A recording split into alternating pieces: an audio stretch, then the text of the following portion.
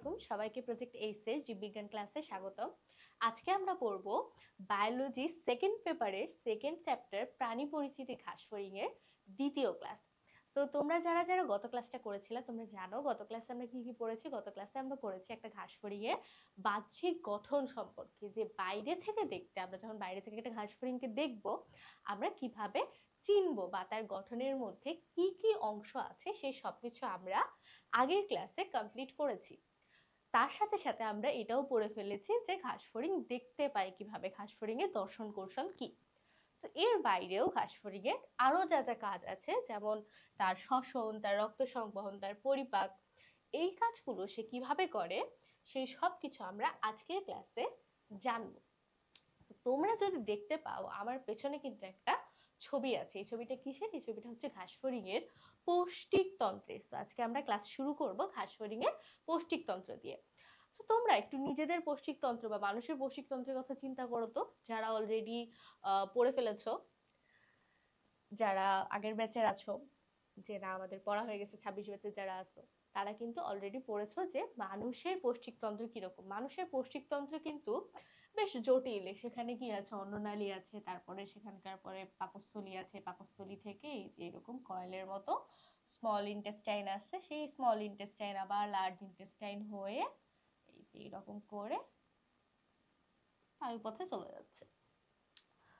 So অনেক পেঁচানো জটিল জিনিস। বাট ঘাসফড়িং এরটা দেখো, ঘাসফড়িং এর পৌষ্টিকতন্ত্র বা পৌষ্টিক নালী অনেক সরল না সেই তুলনায়? দেখো ঘাসফড়িং এর পৌষ্টিক নালী কিন্তু সরল পৌষ্টিক নালী। সো এর মধ্যে কি কি পার্ট আছে আমরা সেটা জানবো। যে কোনো প্রাণীর, সেটা মানুষ বলো বা ঘাসফড়িং বলো, যে কোনো প্রাণীরই পৌষ্টিক তন্ত্রের মেইন পার্ট হচ্ছে দুইটা। একটা হচ্ছে পৌষ্টিক নালী, মানে কি, যে পথে খাবার যাবে সেটা হচ্ছে পৌষ্টিক নালী। একদম মুখ থেকে শুরু করে শেষ পর্যন্ত পুরোটাই পৌষ্টিক নালীর অংশ। আরেকটা কি? আরেকটা হচ্ছে পৌষ্টিক গ্রন্থি। গ্রন্থি মানে কি? গ্রন্থি মানে হচ্ছে যেসব অংশ থেকে বিভিন্ন রস নিঃসৃত হয়। তাহলে এখানে রস নিঃসৃত হওয়ার দরকারটা কি? আমরা যে খাবারটা খাচ্ছি সেই খাবারটাকে পরিপাক করতে হবে না? পরিপাক না করলে আমরা কি সেটা থেকে সরাসরি পুষ্টি পাবো? পাবো না তো। সো এটাকে পরিপাক করার জন্য বিভিন্ন রস বা পরিপাকের বিভিন্ন এনজাইম দরকার হয়। রস বা এনজাইম দরকার হয়। এই এনজাইমগুলো নিঃসরণ করে এই বিভিন্ন ধরনের গ্রন্থি, যেন খাবারটা পরিপাক হতে পারে। এই জন্য আমরা ব্রড হেডিং এ পৌষ্টিকতন্ত্রের মধ্যে দুইটা জিনিস পড়বো। একটা কি পড়বো? তার পৌষ্টিক নালীর বিভিন্ন অংশ, তার পৌষ্টিক গ্রন্থির বিভিন্ন অংশ। সো চলো শুরু করে। আমরা এই ছবিতে বারবার আসবো। প্রথমে আমরা পৌষ্টিক নালী সম্পর্কে পড়ি। ঘাসফড়িং এর পৌষ্টিক নালী হচ্ছে তিনটা পার্টে বিভক্ত। প্রথমটা হচ্ছে স্টোমোডিয়াম। প্রথমটা হচ্ছে স্টোমোডিয়াম।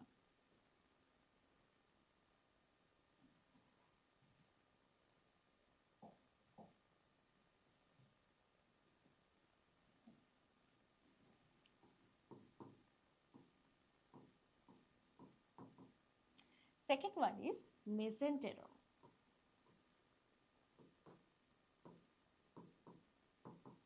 লাস্ট হচ্ছে প্রোক্টোডিয়াম।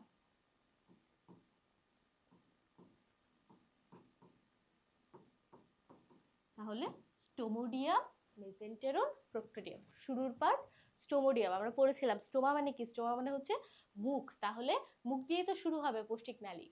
তো এই জন্য প্রথম পার্টটা হচ্ছে স্টোমোডিয়াম, মাঝেরটা হচ্ছে মেসেন্টেরন, এন্টেরো মানে হচ্ছে অন্ত্র। সো মাঝের পার্ট হচ্ছে মেসেন্টেরন এবং লাস্ট পার্ট হচ্ছে প্রোক্টোডিয়াম। তাহলে এবার চলো আমরা একটি ছবিতে দেখে আসি যে কোন পার্টটা কি। এই যে দেখো শুরুতে এটা কি? এটা হচ্ছে ঘাসফড়িং এর মুখ। আমরা পড়েছিলাম ঘাসফড়িং এর মুখপাঙ্গ ছিল। সেই মুখপাঙ্গ হচ্ছে এইটা। তো তারপর এখান দিয়ে খাবার আসলো। খাবার আসার পরে এই যে গ্রাসনালী, ক্রপ, গিজার্ড, এই তিনটাই হচ্ছে স্টোমোডিয়ামের পার্ট। স্টোমোডিয়াম।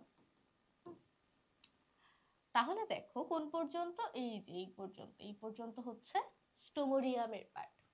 এরপরের পার্টটা কি, এরপরের এই পার্টটা হচ্ছে কি মেসেন্টেরন। এই মেসেন্টেরনের শুরুতেই কি আছে, হেপাটিক শিকা।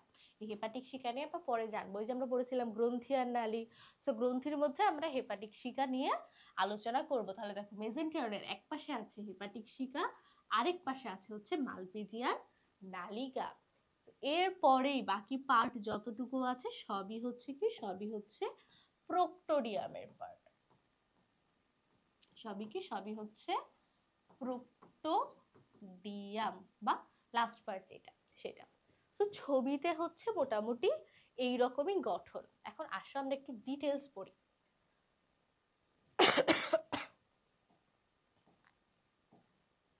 তাহলে স্টোমোডিয়ামের শুরুতেই কি থাকবে, স্টোমোডিয়ামের শুরুতেই থাকবে মুখছিদ্র, যেটা দিয়ে খাবার যাবে। তাহলে মুখছিদ্র স্টোমোডিয়ামের একদম শুরুতে। খেয়াল করো এদের কিন্তু কোনো মুখ গহ্বর নাই।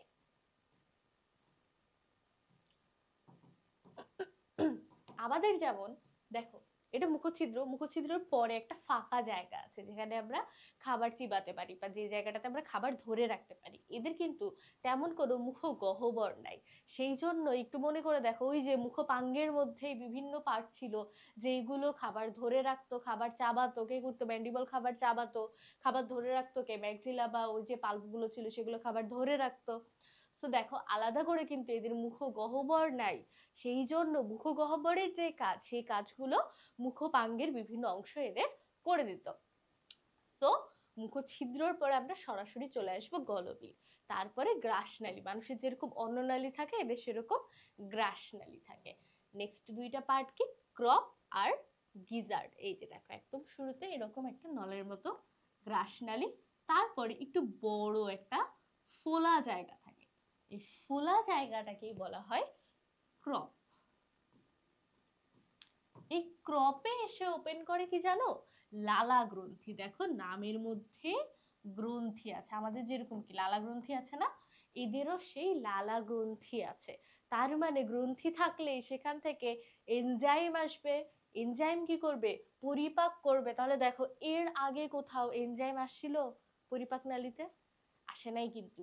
শুরু হয়েছে কোথায়, ক্রপে। সেই জন্য তোমাকে যদি বলে যে পরিপাকের শুরু হয় কোথায়, ঘাসফড়িং এর খাবার পরিপাকের শুরু কোথায় হয়, তাহলে বলতে পারবা না কোথায় হয়, ক্রপে হয় পরিপাক শুরু হয়। ঠিক আছে, তো ক্রপে এই লালা গ্রন্থি উন্মুক্ত হলো। কি কি রস আসে, কি কি এনজাইম আসে সেসব আমরা পড়বো লালা গ্রন্থি পড়ার সময়। সো সেই জন্য এখানে পরিপাকের শুরু হলো। এই হচ্ছে ক্রপ। ক্রপের পরের পার্টটা হচ্ছে গিজার্ড। গিজার্ড থেকে তোমাদের মনে রাখতে হবে যেটা, সেটা হচ্ছে গিজার্ডে দাঁত থাকে। গিজার্ডে কি থাকে, দাঁত থাকে। কয়টা দাঁত থাকে, 6টা দাঁত থাকে। দাঁতের কাজ কি, দাঁতের কাজ হচ্ছে খাবারকে চর্বণ করা। সো যেই খাবারগুলো এখনো বড় থাকে, কারণ কি পরে তো পরিপাক হতে হবে, পরে তো শুধুমাত্র এনজাইমই নিঃসরণ হবে। সো তার আগে লাস্ট বারের মতো খাবারকে চূর্ণ করবে কে, এই গিজার্ড। গিজার্ডের যে 6টা দাঁত আছে, সেই 6টা দাঁত দিয়ে এরা খাবারকে চূর্ণ করে ফেলবে। সো এই হচ্ছে স্টোমোডিয়ামের পার্ট। কয়টা পার্ট, 5টা পার্ট আমরা বললাম, মুখছিদ্র, গলবিল, গ্রাসনালী, ক্রপ, গিজার্ড। তাহলে এর মধ্যে ইম্পর্টেন্ট কি কি পড়লাম আমরা, যে এদের কোনো মুখ গহ্বর নাই। সেকেন্ড আমরা কি পড়লাম, যে এদের ক্রপ বা যে প্রথম যে ডায়াফোলা অংশটা, সেই ক্রপের মধ্যে পরিপাকের শুরু হয়, কারণ কি সেখানে লালা গ্রন্থি এসে সেখানে ওপেন করে। আর তারপরের পার্টটাকে, তারপরের পার্টটা হচ্ছে গিজার্ড, এবং এই গিজার্ডে কি থাকে, দাঁত থাকে, যেটা খাবারকে একদম চূর্ণ করে ফেলে। তাহলে দেখো এটা কি, এটা যান্ত্রিক পরিপাক না? যান্ত্রিক পরিপাক। পরিপাক কত প্রকার, পরিপাক হচ্ছে 2 প্রকার। হ্যাঁ, পরিপাক 2 প্রকার। একটা হতে পারে কি, তুমি সেই খাবারটাকে পিষে ছোট করে ফেলছো বা চিবিয়ে ছোট করে ফেলছো, এটাও তো পরিপাক, তাই না? বড় থেকে ছোট হচ্ছে। সো এই পরিপাকটা হচ্ছে যান্ত্রিক পরিপাক। আর খাবার যখন এনজাইম দিয়ে ভেঙে একদম সরল উপাদানে পরিণত হবে, সেই এনজাইম দিয়ে যে পরিপাক, সেটা হচ্ছে রাসায়নিক পরিপাক। সো দেখো অলরেডি কিন্তু পরিপাকের শুরু হয়ে গেছে। তাহলে আমরা ছবিতে যদি আরেকবার দেখতে চাই, এই যে দেখো এই যে গ্রাসনালী, মুখছিদ্র ওপরে, মুখছিদ্রর পরে গ্রাসনালী, গ্রাসনালীর পরে এই যে একটু ফোলা জায়গা, ফোলা জায়গাটা হচ্ছে ক্রপ। ক্রপে এসে কে ওপেন করেছে দেখো, এই যে শ্বাস, সরি, এতে লালা যে গ্রন্থি আছে সেই লালা গ্রন্থি এসে ক্রপে ওপেন করেছে। ওপেন করার পরে এখানে নিশ্চয়ই সে হচ্ছে এনজাইম দিচ্ছে, তার মানে এখানে পরিপাক কিন্তু অলরেডি শুরু হয়ে গেছে। এরপরে এই যে পার্টটা, এই ছোট পার্টটা হচ্ছে গিজার্ড, গিজার্ডে দাঁত থাকে। তাহলে এরপরে খাবার কোথায় চলে আসবে? এরপরে খাবার চলে আসবে মেসেন্টেরনে। মেসেন্টেরন মাঝের যে জায়গাটা, সেই জায়গাটা হচ্ছে মেসেন্টেরন। এই মেসেন্টেরনটা যদি একটু তোমাদেরকে আঁকিয়ে দেখানোর চেষ্টা করি, মেসেন্টেরন ধরো এইরকম একটা জায়গা। মেসেন্টেরন, মেসেন্টেরনের দুইটা লেয়ার থাকে। এটা ধরো একটা লেয়ার, এখানে অনেকগুলো সেল আছে এরকম, এর ভেতরে আরেকটা লেয়ার মেসেন্টেরনের, এখানে অনেকগুলো সেল আছে। এই যে মেসেন্টেরনের ভেতরের যেই লেয়ার, ভেতরের যেই লেয়ার, তাহলে দেখো তুমি নিজের একটু চিন্তা করো যে এইখান থেকে যদি কোনো এনজাইম নিঃসৃত হতে হয়, সেটা কি বাইরের লেয়ার থেকে হবে নাকি ভেতরের লেয়ার থেকে হবে? বলো তো। এনজাইমের কাজ কি? খাবার পরিপাক করা। খাবার কোথায় আছে? খাবার তো আছে এখানে, খাবার এখানে আছে না? তাহলে এনজাইম যদি খরিত হতেই হয়, তাহলে এই ভেতরের প্রাচীর থেকেই তো খরিত হতে হবে, বাইরের প্রাচীর থেকে তো খরিত হয়ে লাভ নাই। এই জন্য মেসেন্টেরনের এই অন্তঃপ্রাচীর থেকে, বা ভেতরের যে প্রাচীর আছে এই অন্তঃপ্রাচীর থেকে এনজাইম নিঃসৃত হয়। সো এইটা হচ্ছে মেসেন্টেরনের একটা কাজ। এর বাইরে মেসেন্টেরন, এই যে উপরে কি, উপরে হচ্ছে স্টোমোডিয়াম। এই মেসেন্টেরন আর স্টোমোডিয়ামের সংযোগস্থলে কি থাকে?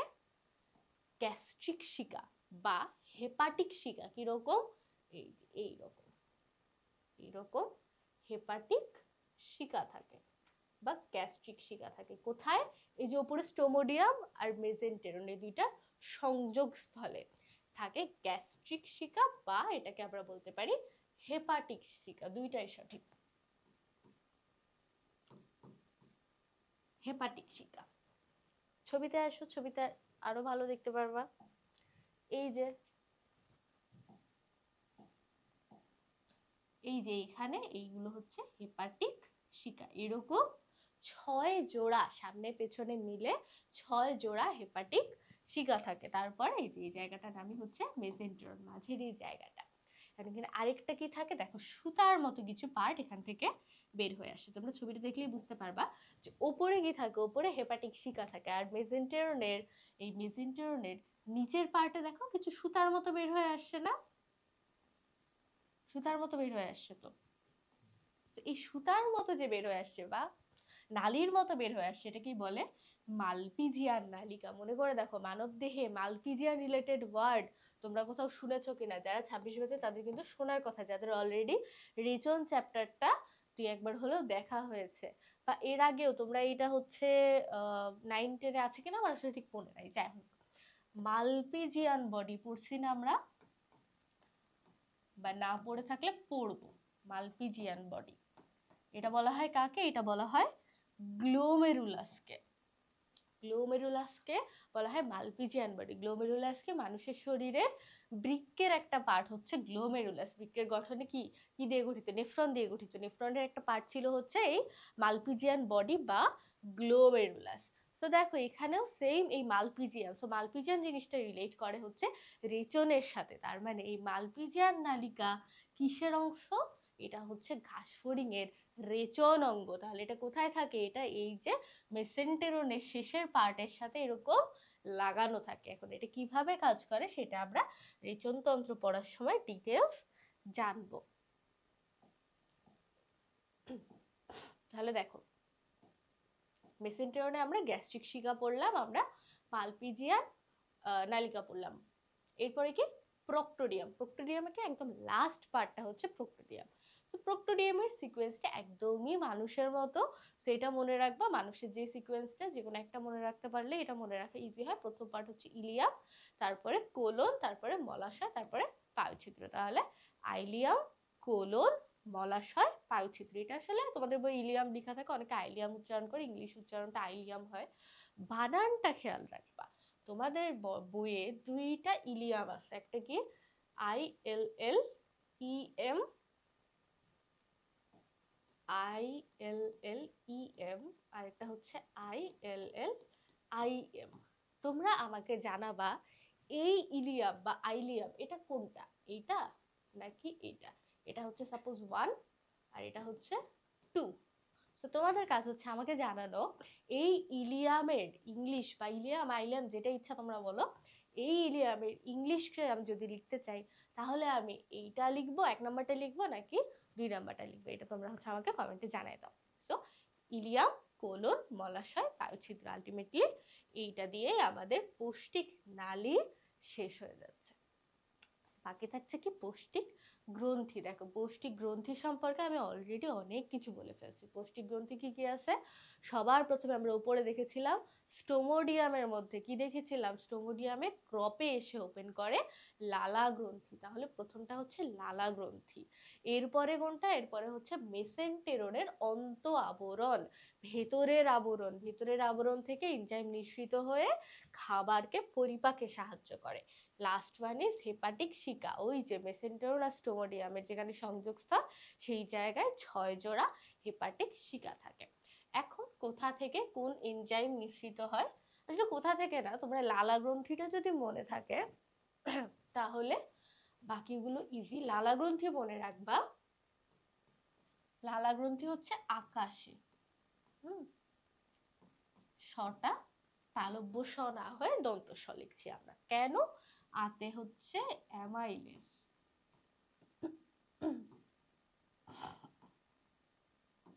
আকাশে। আতে হচ্ছে অ্যামাইলেজ, কাতে হচ্ছে কাইটিনেজ, কাইটিনেজ, আর সেতে হচ্ছে সেলুলেজ। তাহলে আকাশে এই এনজাইম নিঃসৃত হয় কোথা থেকে, লালা গ্রন্থি থেকে। আতে অ্যামাইলেজ, কাতে কাইটিনেজ, আর সেতে সেলুলেজ। সো এই তিনটা মনে রাখবা লালা গ্রন্থি। বাকি সব কিছু হয় মেসেন্টেরনের অন্ত আবরণ থেকে। এখানে একটা জিনিস শুধু তোমাদের মনে রাখতে হবে যে মেসেন্টেরনের অন্ত আবরণ থেকেও অ্যামাইলেজ হয়। অ্যামাইলেজ দুইটা জায়গা থেকেই হয়। স্যার বাকি আরো অনেক কিছু আছে মেসেন্টেরনের অন্ত আবরণ থেকে, লাইপেজ আছে, তারপরে ট্রিপসিন আছে, আরো কি সব জানি আছে। সো ওইগুলো লাগবে না, মনে রাখবা যে আকাশে হচ্ছে লালা গ্রন্থি, অ্যামাইলেজটা দুইটাতে কমন, বাকি যা যা আছে সবকিছু হচ্ছে মেসেন্টেরনের অন্ত আবরণ। সো এই হচ্ছে এনজাইম কি কি নিঃসৃত হয় সেইগুলো। এই গেল পৌষ্টিক নালী, পৌষ্টিক গ্রন্থি, ঘাসফড়িং এর খাবার পরিপাক করার পদ্ধতি। নেক্সট আপ ইজ ঘাসফড়িং এর রক্ত সংবহন তন্ত্র। এটা হচ্ছে খুবই ইম্পর্টেন্ট, খুবই ইম্পর্টেন্ট এই চ্যাপ্টার থেকে। এবং তোমাদের এইটাতে একটু সমস্যা হয়। কেন সমস্যা হয়, তোমরা জিনিসগুলো বুঝে ভিজুয়ালাইজ করে পড়ো না তাই। সো আমরা একটু ভিজুয়ালাইজ করে পড়ার চেষ্টা করব যে আসলে এইখানে কি আছে। খুবই সহজ যদি ভালোভাবে প্রসেসটা মনে রাখতে পারো তাহলে। সো প্রথমেই রক্ত সংবহন তন্ত্রে আমরা প্রথম যে ওয়ার্ডটা এখানে দেখতে পাচ্ছি সেটা দেখো কি, হিমোসিল। আমরা হিমোসিল নিয়ে চলো একটু কথা বলি, কারণ আমাদের সব কথা হচ্ছে আজকে হিমোসিল নিয়ে। এই রক্ত সংবহন তন্ত্রে হিমোসিলটা যদি ভালো মতো বুঝতে পারো তাহলে অনেক কিছু তোমার জন্য ইজি হয়ে যাবে। সো এইটা কি, এইটা হচ্ছে ঘাসফড়িং। এটা ঘাসফড়িং, এটা ঘাসফড়িং এর মাথা, ঠিক আছে, বিশ্বাস করো এটা ঘাসফড়িং এর, ঘাসফড়িং এর মাথা। ভেতরে এটা হচ্ছে ঘাসফড়িং এর শরীরে ফাঁকা জায়গা। সো যে কোনো ফাঁকা জায়গাকে আমরা কি বলি, আমরা যে কোনো ফাঁকা জায়গাকে সিল বলি না? এটা কি তোমরা জানো? জানার কথা, যারা আগে ক্লাসগুলো করেছো, প্রতিটা ক্লাসে দেখা যাবে ম্যাক্সিমাম ক্লাসে সিল রিলেটেড কোনো না কোনো কথাবার্তা আছেই। সো যে কোনো ফাঁকা জায়গা হচ্ছে সিল। তাহলে এই জায়গাটাকে সিল তো বলতেই পারি, তাই না? তোমরা অনেকে বলতে পারো আপু এটাকে তো সিলোমও বলতে পারি, তাই না? সিলোম কি ছিল, দেখো সিলোমের একটা খুব বড় বৈশিষ্ট্য ছিল যে সিলোমকে পেরিটোনিয়াম দ্বারা আবৃত হতে হবে। যারা চ্যাপ্টার 1 এর সিলোমের ক্লাস করেছো তারা জানো যে সিলোম কি হয়। সিলোম পেরিটোনিয়াম দিয়ে আবৃত থাকে। এই পেরিটোনিয়াম দিয়ে যদি সম্পূর্ণ আবৃত থাকে তাহলে সেটাকে কি বলে, প্রকৃত সিলোম। যদি সম্পূর্ণ না থাকে তাহলে সেটা কি অপ্রকৃত সিলোম। সম্পূর্ণ নাই কিন্তু মনে হচ্ছে সম্পূর্ণ আছে তাহলে কি ভ্রান্ত সিলোম। সো পেরিটোনিয়াম দিয়ে আবৃত থাকাটা সিলোম হওয়ার জন্য খুব গুরুত্বপূর্ণ। এই গহ্বরটা পেরিটোনিয়াম দিয়ে আবৃত থাকে না, সেই জন্য আমরা চাইলেও এটাকে সিলোম বলতে পারছি না। তাহলে নিশ্চয়ই এটাকে আলাদা কোনো নাম দিতে হবে। তাহলে এই সিলের বৈশিষ্ট্য কি? এই সিলের বৈশিষ্ট্য হচ্ছে এখানে রক্ত থাকে। তাহলে যেহেতু এইখানে রক্ত থাকে এই সিলটাকে আমরা বলবো হিমোসিল। ওকে, হিমোসিল। তাহলে হিমোসিল হচ্ছে ঘাসফড়িং এর দেহের রক্তপূর্ণ গহ্বর, যেটা কিনা পেরিটোনিয়াম দিয়ে আবৃত না। সো তোমাদেরকে যদি জিজ্ঞেস করে হিমোসিল কি, তাহলে তোমরা একদম ঘাবড়ে যে চোখ মুখ বড় বড় করে তাকায় থাকো, দরকার নেই। আমার মধ্যে আছে রক্তপূর্ণ গহ্বর, ঘাসফড়িং এর দেহের রক্তপূর্ণ গহ্বরকে আমরা বলবো হিমোসিল। তাহলে এই হিমোসিলের মধ্যে রক্ত থাকবে। তাহলে আমরা বলেছিলাম, মনে করে দেখো, রক্ত সংবহন তন্ত্র পদ্ধতি কয় প্রকার?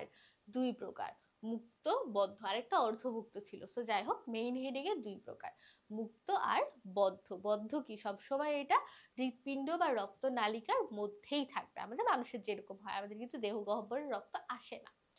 আর যেইটা আমাদের দেহের গহ্বরের মধ্যে চলে যাবে বা প্রাণীর দেহের গহ্বরের মধ্যে রক্ত চলে যাবে, সেইটাই হচ্ছে মুক্ত সংবহন তন্ত্র। তাহলে দেখো এখানে রক্ত বা হিম সিলের মধ্যে চলে গেছে না, গহ্বরের মধ্যে চলে গেছে না, তাহলে এদের রক্ত সংবহন তন্ত্র মুক্ত হবে না বদ্ধ হবে? বলো। রক্ত যেহেতু গহ্বরের মধ্যে চলে গেছে, দেহ গহ্বরের মধ্যে রক্ত চলে গেছে, সেহেতু এদের রক্ত সংবহন তন্ত্র হচ্ছে মুক্ত। সো এদের রক্ত সংবহন তন্ত্রের টাইপ কি, হিমোসিল কি, এতটুকু তো আমরা বুঝতে পারছি, রাইট? ইনশাআল্লাহ এতটুকুতে কারোর কোনো সমস্যা হবে না। এবার দেখো এদের এই যে হিমোসিলটা থাকে, এটা 2টা পর্দা দিয়ে বিভক্ত থাকে, পৃষ্ঠীয় আর অঙ্কীয় পর্দা দিয়ে।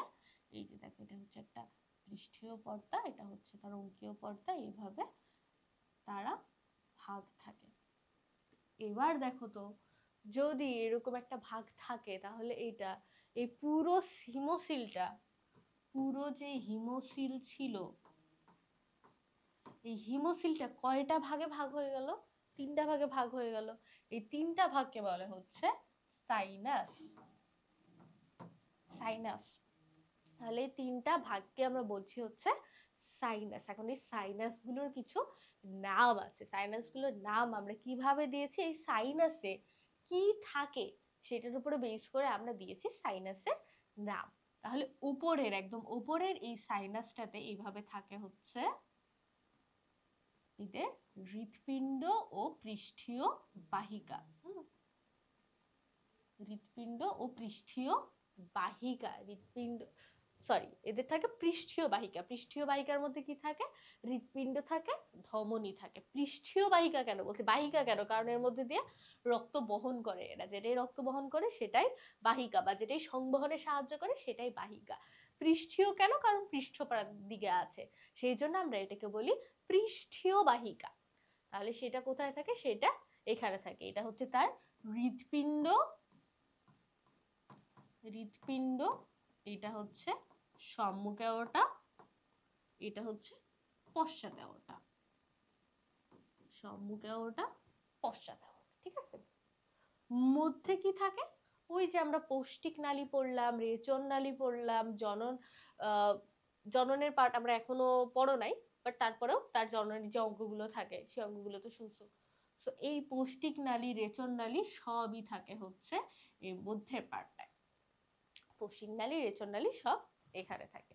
তাহলে নিচে কি থাকে? নিচে থাকে হচ্ছে স্নায়ুরজ্জু।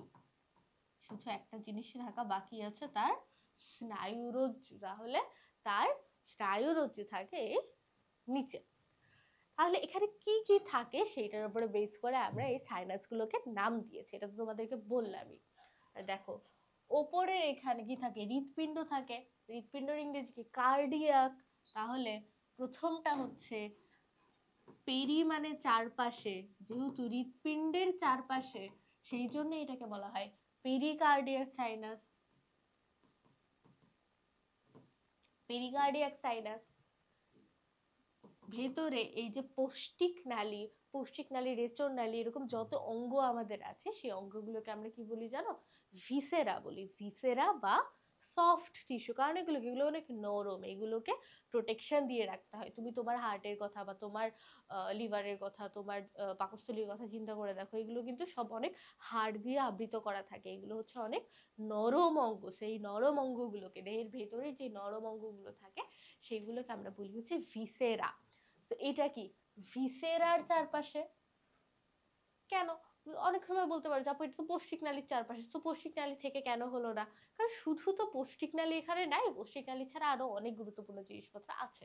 তো এই জন্য সবগুলোকে একসাথে কভার করে এটাকে বলা হয় peri visceral sinus. Peri visceral sinus. লাস্টে যেহেতু কি স্নায়ুরজ্জু থাকে, এটার নাম হচ্ছে peri neural sinus, nervous system সংক্রান্ত। তাহলে হিমোসিলের মধ্যে তিনটা আমরা সাইনাস পেলাম, দুইটা পর্দা দিয়ে বিভক্ত তিনটা সাইনাস। তাহলে এই তিনটা সাইনাস কি কি? Pericardial sinus, pericardial sinus, perivisceral sinus, perineural sinus. তাহলে হিমোসিলের মধ্যে আমরা কি কি পেলাম? Pericardial sinus, perivisceral sinus, perineural sinus. দেখো এই ছকটা তোমরা জানো না? পেরিকার্ডিয়ালে কি থাকে? হৃদযন্ত্র থাকে, অ্যাওর্টা থাকে। অ্যাওর্টার মধ্যে কি ছিল? সম্মুখ পশ্চাৎ। সেটা ডিটেলস তোমরা হচ্ছে আমরা পরের স্লাইডে ডিটেলসটা জানবো। পেরিভিসেরালে কি কি থাকে? পৌষ্টিক নালী, রেচন, জননতন্ত্র, আর পেরিনিউরাল থাকে স্নায়ু রজ্জু। অবস্থান কোথায়? অবস্থান দেখো,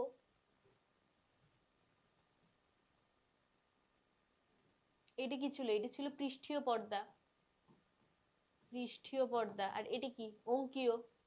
যেটা মাটির কাছে সেটা অঙ্কীয়, যেটা পেছনের দিকে সেটা পৃষ্ঠীয়। অনেকবার বলছি। তাহলে পৃষ্ঠীয় পর্দার উপরে হচ্ছে পেরিকার্ডিয়াল সাইনাস, নিচে হচ্ছে পেরিভিসেরাল সাইনাস, আর অঙ্কীয় পর্দার নিচে হচ্ছে পেরিনিউরাল সাইনাস। দেখো সেটাই লেখা আছে এখানে, পৃষ্ঠপর্দার উপরে, পৃষ্ঠপর্দার নিচে, অঙ্কীয় পর্দার নিচে। সো এই হচ্ছে হিমোসিল। আর তার মধ্যে যে গহ্বর, সেই গহ্বরের পার্ট গুলো কি কি আছে সেটা। এরপরে আমাদের রক্ত সংবহন তন্ত্রের গুরুত্বপূর্ণ অংশ হচ্ছে কি? রক্ত। রক্ত সংবহন তন্ত্রের জন্য কি? রক্ত তো থাকতে হবে। হৃৎপিণ্ডের রক্তকে বলা হয় হচ্ছে হিমোলিম্ফ, কারণ এটা রক্ত এবং লসিকা দুইটার কাজ একই সাথে করে, সেই জন্য আমরা এটাকে বলি হিমোলিম্ফ। সো এই হিমোলিম্ফটা কি? আমাদের রক্ত কি? মানুষের রক্ত হচ্ছে লাল কালারের, বাট হাঁসফড়িং এর রক্ত হচ্ছে বর্ণহীন। এদের রক্ত বর্ণহীন, কারণ এদের কোনো হিমোগ্লোবিন থাকে না। আমাদের তো হিমোগ্লোবিন থাকে, এদের কোনো হিমোগ্লোবিন থাকে না। এখন বলো তো, হিমোগ্লোবিন যদি না থাকে তাহলে কোন কাজ রক্ত করতে পারবে না? হাঁসফড়িং এর রক্ত কোন এমন একটা কাজ করতে পারবে না যেটা মানুষের রক্ত করতে পারে? জাস্ট বিকজ ওর হিমোগ্লোবিন নাই তাই।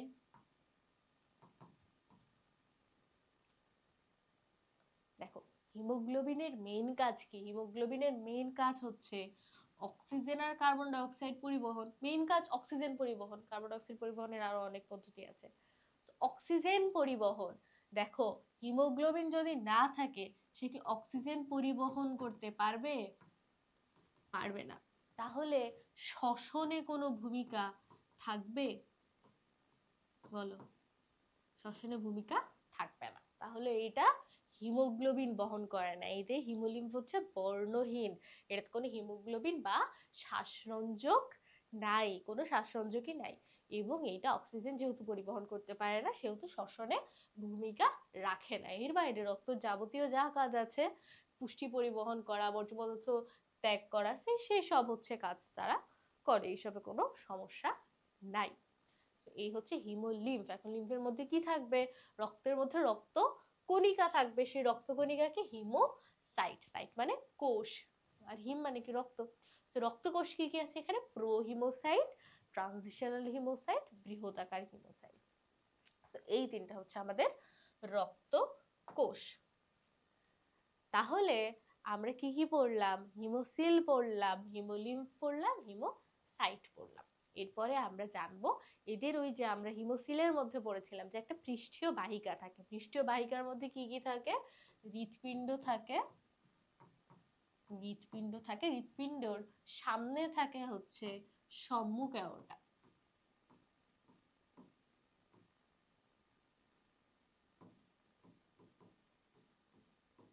সম্মুখ অ্যাওর্টা, আর পেছনে থাকে হচ্ছে পশ্চাৎ অ্যাওর্টা।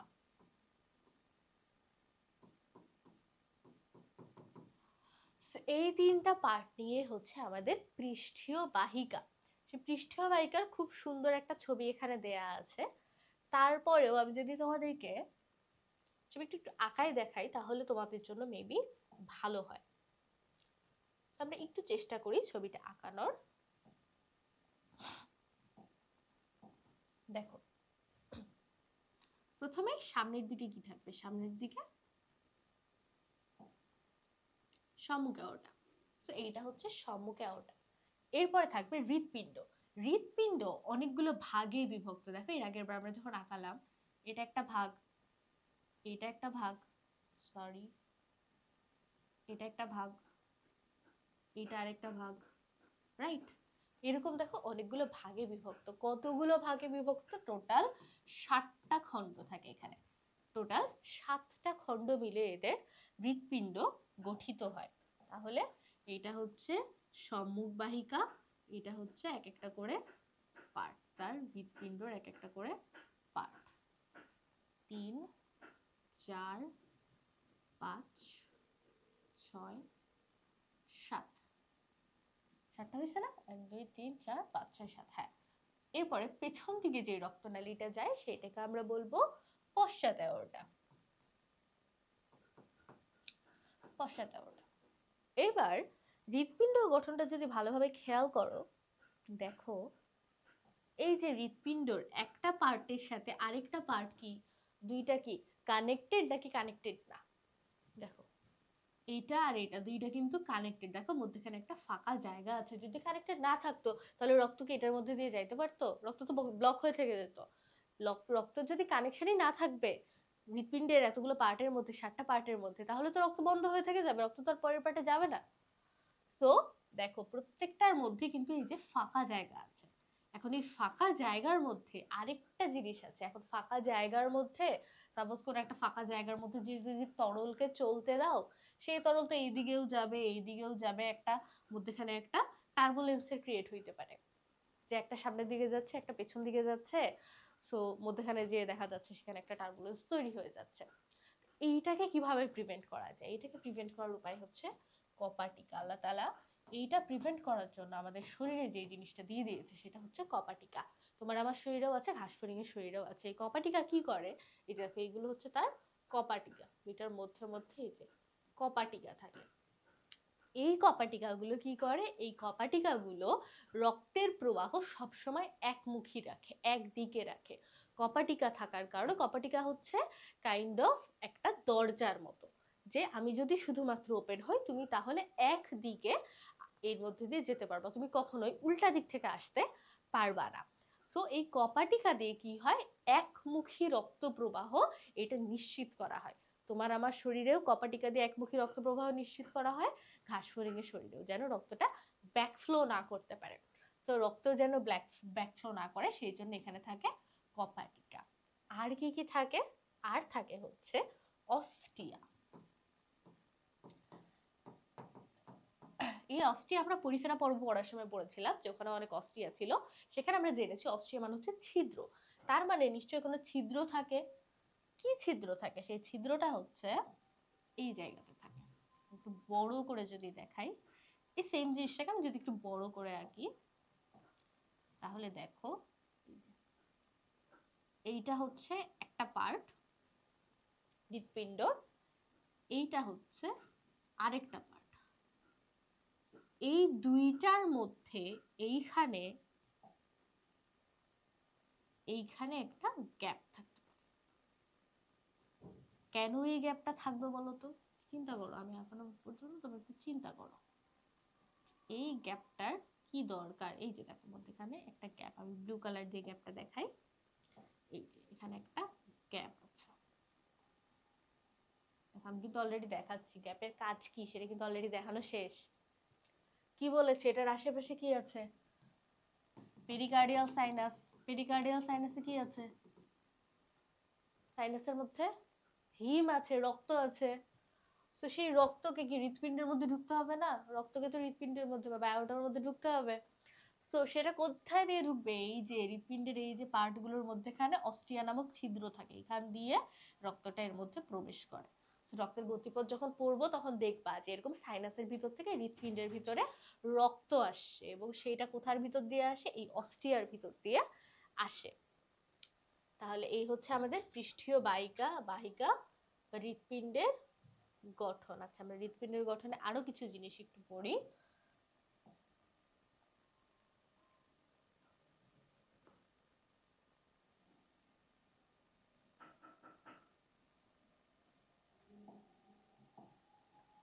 এটা কেমন ছিল? এটা সাপোজ এমন এমন এমন ছিল, থাকলো।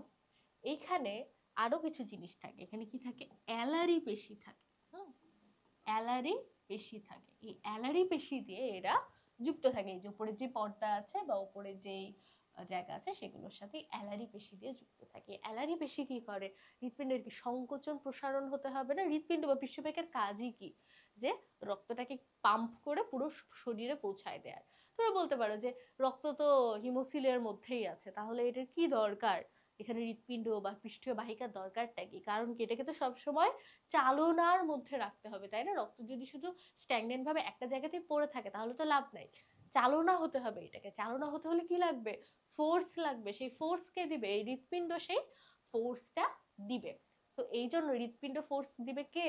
হৃৎপিণ্ডের পেশি টিস্যু। সেই পেশিটাই কে? সেই পেশিটাই হচ্ছে এই অ্যালারি পেশি। এটা হৃৎপিণ্ডের সংকোচন ও প্রসারণে সাহায্য করে। সো এই হচ্ছে আমাদের পৃষ্ঠীয় বাহিকার মধ্যে খুবই গুরুত্বপূর্ণ একটা পার্ট। দেখো সম্মুখে ওটা অ্যালারি পেশি, অস্টিয়া কি যে ফাঁকা জায়গাগুলো হচ্ছে অস্টিয়া, এটা হচ্ছে পশ্চাৎ অ্যাওর্টা। সো আশা করি পৃষ্ঠীয় বাহিকা সবাই ক্লিয়ার। তাহলে পৃষ্ঠীয় বাহিকার মধ্যে কি কি থাকে? সম্মুখ বাহিকা, হৃৎপিণ্ড, পশ্চাৎ বাহিকা। হৃৎপিণ্ডের মধ্যে কি 7টা খণ্ডে বিভক্ত থাকে, প্রত্যেকটা খণ্ডের মধ্যে গ্যাপ থাকে, সেটাকে অস্টিয়া বলে। কপাটিকা থাকে যেটা রক্তের ব্যাকফ্লোটাকে প্রিভেন্ট করে। আর সাথে কি থাকে? সাথে হচ্ছে কিছু অ্যালারি পেশি থাকে। অ্যালারি পেশিগুলো এটা সংকোচন প্রসারণে সাহায্য করে। এবার আমরা আসি রক্ত সংবহন প্রক্রিয়া, যে রক্তটা সংবহন হচ্ছে কিভাবে, এটাও আমরা আগে একটু ছবিতে দেখে আসি। চলো, তারপরে আমরা স্লাইডে যাচ্ছি। এটা কি? এটা আমাদের ঘাসফড়িং। এটা হচ্ছে ঘাসফড়িং এর মাথা। কিন্তু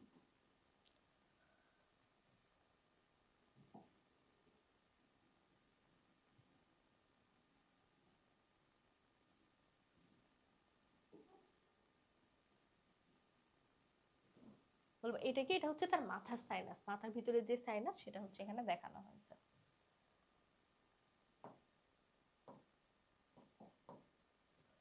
তো এখানে ধরো আছে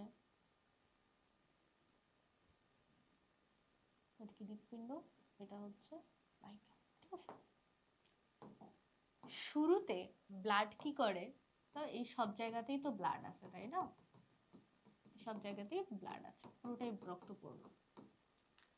এই রক্তগুলো এই এই পর্দাগুলো কিন্তু রক্ত ভেদ, মানে এখান থেকে এখানে রক্ত যেতে পারবে, এখান থেকে এখানে রক্ত যেতে পারবে। এমন না এই পর্দাগুলো ভেদ করে রক্ত যেতে পারে না, পর্দাগুলো ভেদ করে রক্ত যেতে পারবে। তাহলে শুরুতেই রক্ত কি হয়? শুরুতে এই পেরিকার্ডিয়াল সাইনাস থেকে রক্ত হৃৎপিণ্ডের ভেতরে প্রবেশ করে। কখন? যখন হৃৎপিণ্ডটা সম্প্রসারণ হয়। হৃৎপিণ্ডের সম্প্রসারণ যখন হয় তখন হৃৎপিণ্ডের ওই যে অস্টিয়াগুলো খুলে যায়। অস্টিয়া খুলে গেলে এই বাইরের যেই রক্ত আছে সেই রক্তটা এর ভেতরে প্রবেশ করে। প্রবেশ করার পরে যখন হৃৎপিণ্ডের সংকোচন হবে তখন হৃৎপিণ্ড থেকে বের হয়ে যাবে। কোন দিকে বের হবে? এই পথে এটা সম্মুখ বাহিকা দিয়ে বের হবে। তাহলে দেখো, প্রথমে হৃৎপিণ্ড সম্মুখ বাহিকা দিয়ে বের হয়ে যাবে প্রথমে মস্তকের সাইনাসে, মস্তকের সাইনাসে। এই মস্তকের সাইনাস থেকে কোথায় আসবে? মস্তকের সাইনাস থেকে আসবে নিচে পেরি নিউরাল যে সাইনাস, পেরি নিউরাল সাইনাসে আসবে। সেখান থেকে কোথায় যাবে? এই যে পেরি ভিসেরাল সাইনাসে, পেরি ভিসেরাল সাইনাস থেকে উপরের দিকে পেরি কার্ডিয়াল সাইনাসে, আবার পেরিকার্ডিয়াল সাইনাস থেকে হৃৎপিণ্ড, হৃৎপিণ্ড থেকে সম্মুখ বাহিকা, সম্মুখ বাহিকা থেকে মস্তকের সাইনাস, মস্তকের সাইনাস থেকে পেরিনিউরাল, পেরিভিসেরাল, পেরিকার্ডিয়াল। সো এই হচ্ছে সাইকেল। সাইকেলটা কি খুব কঠিন? দেখো তো, সাইনাসে ছিল, সেখান থেকে হৃৎপিণ্ডে আসলো, হৃৎপিণ্ড থেকে সম্মুখ বাহিকা হয়ে মাথায় গেল, মাথা থেকে পেরিনিউরাল, পেরিভিসেরাল, আবার সেই পেরিকার্ডিয়াল। সো এইভাবে পুরো সাইকেলটা চলতে থাকবে। দেখো যা বলেছে এখানে একই জিনিস কিনা। কোথেকে শুরু করবা? পেরিকার্ডিয়াল সাইনাস থেকে শুরু করে আমরা যেখান থেকে বলা শুরু করলাম, এই যে পেরিকার্ডিয়াল সাইনাস, পেরিকার্ডিয়াল সাইনাসের পরে কোথায় যাবে? হৃৎপিণ্ডের প্রসারণ হবে, প্রসারণের পরে ওই অ্যারারি পেশিগুলো খুলে গেল, তাহলে হৃদযন্ত্রের মধ্যে গেল, ব্লাডটা এখন হৃদযন্ত্রে আছে, হিমোলিম্ফ। এরপরে হৃদযন্ত্রের সংকোচন হলো, সংকোচনের পরে কোথায় গেল? এটা সম্মুখ অ্যাওর্টাতে গেল, সম্মুখ অ্যাওর্টা থেকে গেল মস্তকের সাইনাসে, সেখান থেকে পেরিনিউরাল, তারপরে পেরিভিসেরাল, আবার পেরিকার্ডিয়াল সাইনাসে যে আবার হৃৎপিণ্ডে প্রবেশ করলো। এই পুরো সাইকেলটা, এটাই হচ্ছে ঘাসফড়িংয়ের রক্ত সংবহন তন্ত্র। ক্লিয়ার? দেখো এখানে যা যা আছে বা ছবিতেও যা যা আছে সব কিন্তু আমরা অলরেডি পড়ে ফেলেছি। এর মধ্যে আশা করি তোমাদের আর কোনো সমস্যা নাই। ঠিক আছে? সো সমস্যা যদি না থাকে, এবার আমরা কি করবো বলো তো? এবার আমরা শ্বসনতন্ত্র পড়বো। শ্বসনতন্ত্র থেকে খুবই লিমিটেড পড়া আমাদের, এখানে অনেক কিছু লেখা আছে, অনেক কিছু লেখা আছে, বেসিক্যালি যতটুকু লেখা আছে ততটুকু পড়লেই তোমার শ্বসনতন্ত্রের পড়া শেষ, এর থেকে বেশি কিছু লাগবে না। সো আমাদের শ্বসনতন্ত্রের অংশ যদি তোমাকে বলতে হয়, তাহলে সবার শুরুতে আমরা কি বলবো? আমরা বলবো ফুসফুস, বা মেইন পার্ট হচ্ছে আমাদের ফুসফুস। এদের তো সেরকম ডেভেলপ শ্বসনতন্ত্র না, তাহলে অবশ্যই এটা আমাদের থেকে অনেক কিছু ডিফারেন্ট থাকবে। শ্বসনতন্ত্রের একটা পার্ট কিন্তু অলরেডি আমরা পড়ে ফেলেছি, বা একটা পার্টের সাথে কিন্তু অলরেডি আমরা পরিচিত, সেটা কি? স্পাইরাকল বা শ্বাসরন্ধ্র। আমরা দেখেছিলাম, আমরা যখন বক্ষ আর উদরের গঠন পড়েছি তখন কিন্তু আমরা এই স্পাইরাকল শ্বাসরন্ধ্র পড়েছি। বক্ষে কত ছিল? 2 জোড়া ছিল বক্ষে, আর বাকিগুলো ছিল হচ্ছে উদরে। সো টোটাল স্পাইরাকল কতগুলো? 10 জোড়া। সো এই 10 জোড়া স্পাইরাকল কি করে? প্রথমে বাতাস থেকে অক্সিজেন যে শোষণ করবে বা বায়ু যে শোষণ করবে, বায়ু শোষণ করা বা বায়ু বাইরে ত্যাগ করা, মেইনলি এই ভেতর থেকে বাইরে নেওয়া বা বাইরে থেকে ভেতরে নেওয়া, এই কাজটা করে হচ্ছে স্পাইরাকল বা শ্বাসরন্ধ্র। এখন স্পাইরাকল, ধরো এটা হচ্ছে স্পাইরাকল, এরকম স্পাইরাকল আছে। এখন এই স্পাইরাকলের পরের পার্টটা কি জানো? স্পাইরাকলের পরের পার্টটা হচ্ছে শ্বাসনালী বা ট্রাকিয়া। এখন এই ট্রাকিয়া হচ্ছে অনেকগুলো এরকম রিং দিয়ে তৈরি। আমাদের ট্রাকিয়া যেরকম, এই যে হাত দাও, উপরে হচ্ছে, উপরে যে পার্টটা পাবা গলায় উপরে হাত দিলে, তাহলে সেটাই হচ্ছে ট্রাকিয়া। এদের ট্রাকিয়ার গঠনটা কিরকম? ট্রাকিয়ার গঠনে 3টা স্তর থাকে, 3টা স্তর থাকে। কি কি? ভেতরে অন্তঃস্তর বা ভেতরে ইন্টারনাল যে স্তর, ইন্টারনালটা হচ্ছে ইন্টিমা, ইন্টারনালটা ইন্টিমা। মধ্যস্থল হচ্ছে এপিথেলিয়াম, আর বহিঃস্তর হচ্ছে ভিত্তিঝিল্লি। তাহলে ভিত্তিঝিল্লি, এপিথেলিয়াম, ইন্টিমা।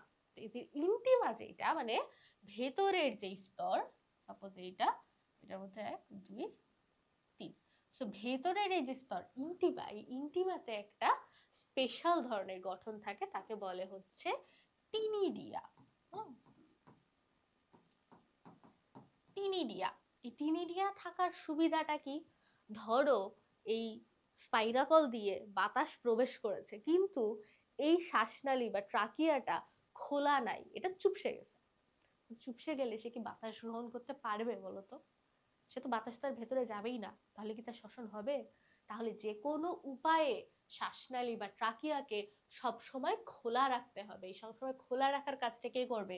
এই টিনিডিয়া। টিনিডিয়া থাকার জন্য কখনো ট্রাকিয়া বা শ্বাসনালী চুপসায় না। সো এই ট্রাকিয়া কতগুলো থাকে? ট্রাকিয়া থাকে হচ্ছে দেখো ও আচ্ছা, কারণ আমাদের কিছু এটা নাই। ওকে, ট্রাকিয়া থাকে হচ্ছে 3 জোড়া। এটা আমি এখানে লিখে দিচ্ছি, 3 জোড়া। 3 জোড়া অনুদৈর্ঘ্য ট্রাকিয়া থাকে। সাপোজ আমি একটা ঘাসফড়িং, আমার দৈর্ঘ্য বরাবর 3 জোড়া ট্রাকিয়া আছে, আবার পাশ বরাবর এক জোড়া আছে, পৃষ্ঠ বরাবর এক জোড়া আছে, আর অঙ্কীয় দিক বরাবর আরেক জোড়া আছে। সো এই হচ্ছে দৈর্ঘ্য বরাবর 3 জোড়া ট্রাকিয়া। সেই দৈর্ঘ্য বরাবর ট্রাকিয়া গুলোকে সংযোগ আবার কে দেয়? বিভিন্ন পাশ বরাবর, ধরো এই যে দৈর্ঘ্য বরাবর এই পাশে ট্রাকিয়া আছে, এই পাশে ট্রাকিয়া আছে, পেছনের দিকে আছে, পেছনের দিকেটা তো দেখানো যাচ্ছে না, তাহলে এদেরকে আবার সংযোগ দিবে কি? এই যে পাশ থেকে থেকে সংযোগ দিবে। তাহলে এরকম অসংখ্য অনুপ্রস্থ ট্রাকিয়াও আছে। তাহলে অনুদৈর্ঘ্য হচ্ছে 3 জোড়া আর অসংখ্য অনুপ্রস্থ কাণ্ড থাকে এদের। তাহলে ট্রাকিয়ার সংখ্যা হচ্ছে অসংখ্য। তাহলে ট্রাকিয়া থেকে কি উৎপন্ন হবে? সাপোজ এটা হচ্ছে একটা ট্রাকিয়া, এটা হচ্ছে একটা ট্রাকিয়া, ট্রাকিয়া থেকে তৈরি হবে ট্রাকিওল কোষ। এটা হচ্ছে ট্রাকিওল কোষ।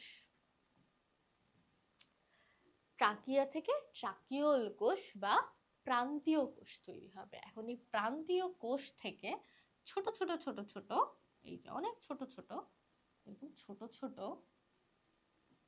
ট্রাকিওল তৈরি হবে। ট্রাকিওল, এটা কি ছিল? ট্রাকিয়া, আর এটা কি হচ্ছে? ট্রাকিওল, মানে অনেক ছোট। এটা কিন্তু যেরকম মোটা, এটা কিন্তু সেরকম মোটা, এটা অনেক সরু চিকন। ফাইনালি যেটা হচ্ছে কোষের ভেতরে যাবে, কোষের ভেতরে অক্সিজেন নিয়ে যাবে, সেই পার্টটাই হচ্ছে ট্রাকিওল। তাহলে ট্রাকিওল থেকে সৃষ্টি হয়? ট্রাকিওল কোষ থেকে। সেই ট্রাকিওল কোষটাকে আবার কে তৈরি করে? ট্রাকিয়া। তাহলে সিরিয়ালটা মনে রাখো, প্রথম সিরিয়ালটা হচ্ছে কি? স্পাইরাকল, ট্রাকিয়া, ট্রাকিওল কোষ, ট্রাকিওল। তারপরে কি? তারপরে হচ্ছে বায়ুথলি। আলটিমেটলি এই বায়ুথলি বিভিন্ন কোষের সংস্পর্শে থাকে এবং সংস্পর্শে থেকে সেখানে অক্সিজেনের কার্বন ডাই অক্সাইড আদান প্রদান করে। এখন কেউ যদি তোমাকে জিজ্ঞেস করে যে ঘাসফড়িং এর শ্বসন প্রক্রিয়াটা একটু বলো তো, তাহলে চলো দেখি আমরা বলতে পারি কিনা। তাহলে বাইরের বাতাস থেকে অক্সিজেন গ্রহণ করলো কে? স্পাইরাকল। তারপরে সেটা কোন পথে গেল? সেটা গেল ট্রাকিয়া, ট্রাকিওল কোষ, ট্রাকিওল, বায়ুথলি, এই পথে চলে গেল। যাওয়ার পরে সেখানে অক্সিজেনের কার্বন ডাই অক্সাইডের এক্সচেঞ্জ হলো। এরপরে কার্বন ডাই অক্সাইড কোথায় আসবে? তাহলে উল্টা পথে যাবে আবার, বায়ুথলি, ট্রাকিওল, ট্রাকিওল কোষ, ট্রাকিয়া, স্পাইরাকল। সো এই পথে হচ্ছে চলে আসবে কার্বন ডাই অক্সাইড। সো এই হচ্ছে আমাদের শ্বসন তন্ত্র নিয়ে ছোটখাটো কথাবার্তা। এরপরে আমরা আসি ঘাসফড়িং এর রেচন তন্ত্রে।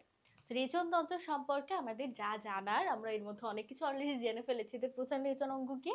ওই যে মালপিজিয়ান নালিকা পড়েছিলাম আমরা, মালপিজিয়ান নালিকা, সেটাই হচ্ছে এদের প্রধান রেচন অঙ্গ। এখন আমরা যদি মালপিজিয়ান নালিকাকে একটু আঁকানোর চেষ্টা করি, তাহলে দেখো কিরকম হয়। এটা সাপোজ এটা হচ্ছে মেজেন্টেরন, মেজেন্টেরন থেকে কি এরকম একটা রেচন নালী বা মালপিজিয়ান নালী বের হয়েছে। এটার গোড়ার অংশ কি করবে? গোড়ার অংশ হচ্ছে ক্ষরণ করবে, আর এটার যে বাইরের অংশ সেটা হচ্ছে শোষণ করবে। কি শোষণ করবে? পানি, কার্বন ডাই অক্সাইড আর পটাশিয়াম ইউরেট শোষণ করে এরা ইউরিক অ্যাসিড তৈরি করবে।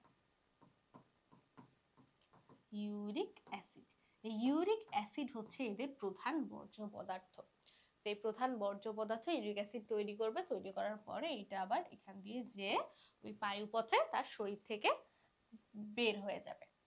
তো দেখো প্রান্তীয় অংশ কি করে? পটাশিয়াম ইউরেট, পানি ও কার্বন ডাই অক্সাইড শোষিত হয়, আর গোড়ার অংশ থেকে পটাশিয়াম বাইকার্বনেট আর কিছু পানি বললাম তো বাইরে যায়, নিঃসরণ করে হিমোলিউপে যায়। রেচন বর্জ্য কি? ইউরিক অ্যাসিড, যেটা পরিপাক নালীতে পানির সাথে প্রবেশ করে। এই হচ্ছে এটা প্রধান রেচন নালী। এর বাইরে আরো কিছু কিছু জিনিস দিয়ে এদের রেচন সম্পন্ন হয়। সেটা কি? মৃৎপুঞ্জ, ফ্যাট বডি বা স্নেহবস্তু, কিউটিকল, নেফ্রোসাইট, ইউরিকোজ গ্রন্থি, ইউরেট কোষ। সো এই কয়টার নাম শুধুমাত্র এমসিকিউ এর বা বহুপদীর জন্য আমাদের লাগতে পারে। আমাদের আজকের লাস্ট টপিক হচ্ছে ঘাসফড়িং এর রূপান্তর।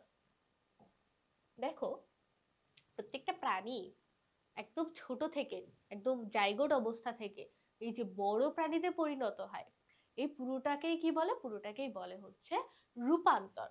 সো এই রূপান্তরের ধাপ কি কি আছে? রূপান্তর হতে পারে দুই রকমের। আমরা একটু রূপান্তর যদি বলি, রূপান্তর হয় দুই রকম, একটা হচ্ছে সম্পূর্ণ,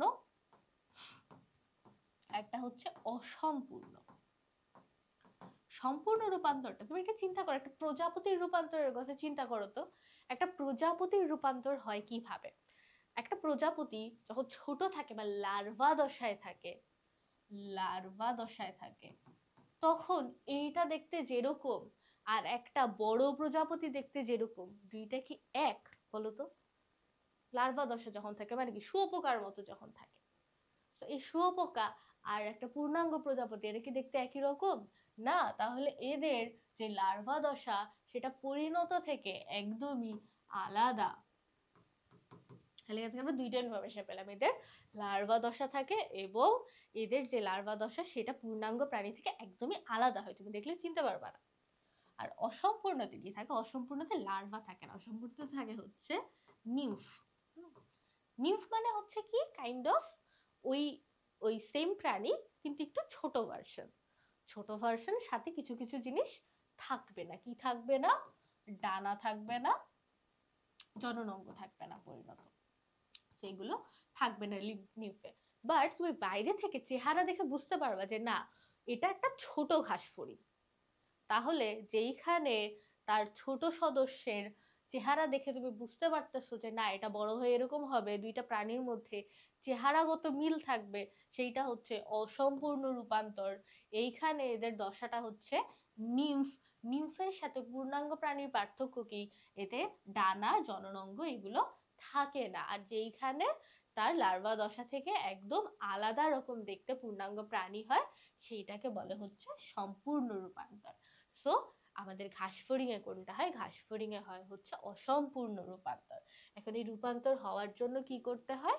রূপান্তর হওয়ার জন্য খোলস মোচন করতে হয়। সম্পূর্ণ যে রূপান্তর থাকে, সম্পূর্ণ রূপান্তরের ধাপ হচ্ছে চারটা। সম্পূর্ণ রূপান্তরের ধাপ হচ্ছে চারটা। কি কি? ডিম, লার্ভা, পিউপা, ইমাগো। এটা তোমাদের জানতে হয়। ডিম, লার্ভা, পিউপা, ইমাগো। পিউপা, পিউপা, ওকে। ডিম, লার্ভা, পিউপা, ইমাগো। আর যেইগুলোতে অসম্পূর্ণ রূপান্তর হয় সেগুলোর কি হয় জানো? সেগুলোর হচ্ছে খোলস মোচন হয়। সে বারবার খোলস মোচন করে এবং খোলস মোচনের মাধ্যমে একটু আস্তে আস্তে আস্তে আস্তে পূর্ণাঙ্গ ফড়িংয়ে পরিণত হয়। এখন ঘাস ফড়িংয়ে কয়টা রূপান্তর হয়? ঘাস ফড়িং হচ্ছে এরকম 5 বার খোলস মোচন হয়। দেখো, নিষিক্ত ডিম, ব্লাস্টোকাইনেসিস, পরিস্ফুটনরত দশা, নিম্ফ 1 2 3 4 5, এই 5 বার নিম্ফ দশা পরিবর্তনের মাধ্যমে এটা পূর্ণাঙ্গ ঘাসফড়িং এ রূপান্তর হয়েছে। প্রত্যেকবারই যে খোলস মোচনের মাঝের মাঝের যেই সময়গুলো থাকে সেই সময়গুলোকে বলা হচ্ছে ইনস্টার। দুই খোলস মোচনের মাঝের টাইমটাকে বলে হচ্ছে ইনস্টার। সো এই হচ্ছে ঘাসফড়িং এর রূপান্তর। এখন এই ঘাসফড়িং এর রূপান্তরে কিছু হরমোন কাজ করে, কিছু হরমোন কাজ করে। প্রথম হরমোনটা কি? প্রথম হরমোনটা হচ্ছে আমরা যেটা জানতে হবে, প্রোথোরাসিকোট্রপিক হরমোন। প্রোথোরাসিকোট্রপিক হরমোন। এই যে কোনো ট্রপিক হরমোন, মনে রাখবা, যে কোনো ট্রপিক হরমোন অন্য কোনো হরমোন উৎপাদনকে বা অন্য কোনো হরমোনের রিলিজকে উদ্দীপনা দেয় সব সময়। যেমন আমাদের শরীরে পড়ছে কি গোনাডোট্রপিক হরমোন, তাহলে সেটা কি গোনাডোট্রপিক হরমোন রিলিজটাকে ইনক্রিজ করে বা সেইটাকে উদ্দীপনা দেয়। যখনই গোনাডোট্রপিক হরমোন রিলিজ হবে তখনই সেটা গোনাডোট্রপিনকে রিলিজ করবে। তো যে কোনো ট্রপিক হরমোন অন্য হরমোনকে রিলিজ করে। তাহলে প্রোথোরাসিকোট্রপিক হরমোন হচ্ছে প্রোথোরাসিক গ্রন্থিকে দিয়ে স্টিমুলেট করে। প্রোথোরাসিক গ্রন্থিকে যে স্টিমুলেট করে যে তুমি একডাইসন হরমোন ক্ষরণ করো, একডাইসন হরমোন ক্ষরণ করো। তাহলে প্রোথোরাসিকোট্রপিক হরমোন এটা কোথা থেকে ক্ষরিত হয়? কর্পোরা অ্যালাটা বা হচ্ছে না কর্পোরা, এটা হচ্ছে ইন্টারসেরেব্রাল গ্রন্থি থেকে। ইন্টারসেরেব্রাল, দুই সেরেব্রামের মাঝে ইন্টারসেরেব্রাল গ্রন্থি থেকে প্রোথোরাসিকোট্রপিক হরমোন ক্ষরণ হয়, যেইটা প্রোথোরাসিক গ্রন্থিকে যে বলে যে তুমি একডাইসন হরমোন ক্ষরণ করো। মেইনলি এই একডাইসন হরমোনই এই খোলস মোচন করে, এদের রূপান্তর করে। তাহলে রূপান্তরের প্রধান হরমোন কি? একডাইসন হরমোন। এই জন্য এই রূপান্তরটাকে বলা হয় একডায়াসিস, একডায়াসিসও বলে এই রূপান্তর প্রক্রিয়াটাকে। সেই একডায়াসন হরমোন ক্ষরণ করে কে? প্রোথোরাসিকোট্রপিক হরমোন। এর বাইরে আরেকটা কি হরমোন আছে? এর বাইরে আরেকটা হরমোন আছে জুভেনাইল হরমোন। জুভেনাইল, জুভেনাইল মানে কি? জুভেনাইল মানে হচ্ছে এই যে ছোট দশকে আমরা যে ছোট বাচ্চা বা যে কোনো ছোট জিনিসকে বোঝাতে আমরা বোঝাই জুভেনাইল। তাহলে জুভেনাইল হরমোন কি করবে? তাকে সবসময় জুভেনাইলই রাখতে চাইবে, তাকে সবসময় ছোট রাখতে চাইবে। তাহলে জুভেনাইল হরমোন কি করে? এটা নিম্ফ দশা, এই যে নিম্ফ দশাকে দীর্ঘায়িত করে, দীর্ঘায়িত করে। যেন যখন আমার পুষ্টি কম, যখন আমার প্রতিকূল পরিবেশ, পুষ্টি নাই, সেই সময় যেন তার কোনো পরিবর্তন না হয়, সেই সময় যেন সে একটু রেস্ট নিয়ে পরে আবার সে হচ্ছে খোলস মোচন করলো। সো এই জুভেনাইল হরমোন কি করে? এটা নিম্ফ দশাকে দীর্ঘায়িত করে। এই হচ্ছে ঘাসফড়িংয়ের রূপান্তর, রূপান্তরের প্রয়োজনীয় হরমোন, কোন হরমোন থেকে খরিত হয়, কিভাবে কাজ করে, সেইটার ডিটেলস। সো আজকে আমরা ঘাসফড়িং কিন্তু শেষ করে ফেললাম। দেখো আজকে আমরা কি কি পড়লাম? ঘাসফড়িং এর পৌষ্টিকতন্ত্র পড়লাম, তার কিভাবে পরিপাক হয় খাবার, তার রক্ত সঞ্চালন তন্ত্র পড়লাম, শ্বসন পড়লাম, রেচন পড়লাম এবং তার রূপান্তর পড়লাম। ঘাসফড়িং থেকে তোমরা যখন পড়বা দেখবা এর বাইরে তোমাদের আর কোনো ধরনের রিটেনে বলো বা এমসিকিউতে বলো, এর বাইরে আর কোনো টপিক তোমাদের দরকার হবে না ইনশাআল্লাহ। সো আমি তোমাদের কাছে আশা করব যে তোমরা ঘাসফড়িং এর 2টা ক্লাসই খুব ভালোভাবে মনোযোগ দিয়ে করবা, নোট করবা, বই পড়বা।